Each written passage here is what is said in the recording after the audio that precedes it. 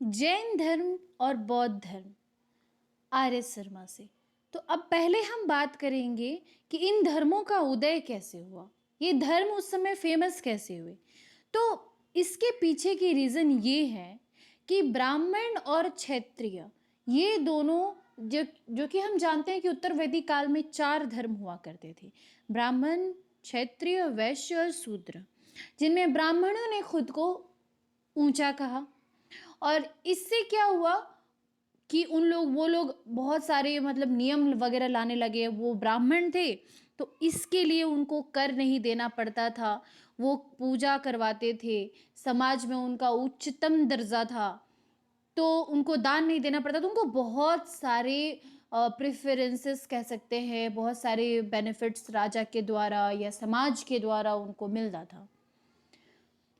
उसके बाद अगर हम क्षत्रिय की बात करें तो क्षत्रिय भी मतलब खुद को ब्राह्मण के बाद नीचे स्थान पे रखे। वो क्या करते थे, वो बेसिकली राजा हुआ करते थे, वो राज्य करते थे लोगों पे। और उनका भरण पोषण कैसे होता था, उनका भरण पोषण होता था कृषियों के द्वारा या लोगों के द्वारा जो कर दिया जाता था उससे इनका भरण पोषण होता था। इसके अलावा कह सकते हैं कि उनका जो ट्रेजर था, उनका जो खजाना था, वो कैसे भरता था, इनके कर, ये आम लोगों के कर देने से ही उनका खजाना बढ़ता था। और वो उसका उपयोग कहाँ करते थे, वो लोगों के हित के लिए उपयोग करते थे। ठीक है, तो ये था क्षेत्रीय का।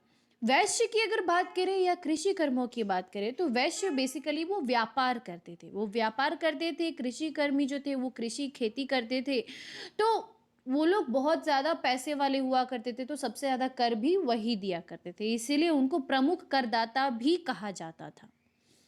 और इसके अलावा उनको द्विज भी कहा जाता था। मैं बता दूं द्विज किसे कहते हैं, तो द्विज उन लोगों को कहा जाता था जो लोग जनेऊ धारण कर सकते हैं और वेदों का अध्ययन कर सकते हैं।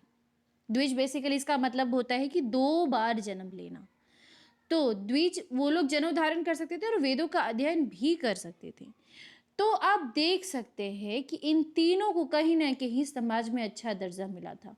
यहाँ पे सबसे ज़्यादा भुगत कौन रहा था, वो था शूद्र। शूद्र की क्या रेस्पॉन्सिबिलिटी थी, उसका यही काम था कि वो बाकी तीनों वर्णों की सेवा करे।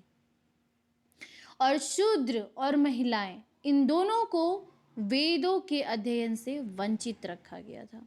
जैसे कि हम पढ़े थे ना, ऋग्वैदिक काल में तो बहुत सारी ज्ञानी महिलाएं आई थी, गार्गी, मैत्री, पर उत्तर वैदिक काल में महिलाओं को शिक्षा से वंचित कर दिया गया, तो उनको वेद अध्ययन से मना कर दिया गया था। उत्तर वैदिक काल में वे घरेलू दास, खेतीहार दास, कारीगर और बंधुआ मजदूरी की तरह काम करते थे। उन्हें क्रूर, लालची और चोर बताया जाता था और उनसे छुआछूत भी किया जाता था। ऐसा कहा जाता था उस समय कि जिसका वर्ण जितना ऊंचा था उसका महत्व उतना ही था। किसी अपराध के लिए जिस अपराधी का वर्ण जितना निम्न था उसको उतना ही कठोर दंड दिया जाता था। तो ये है पार्ट 1। पार्ट 2 भी मैं आप लोगों को लेकर के आऊंगी और आपको पता चलेगा कि किस वजह से इन दोनों धर्मों का उदय हुआ था।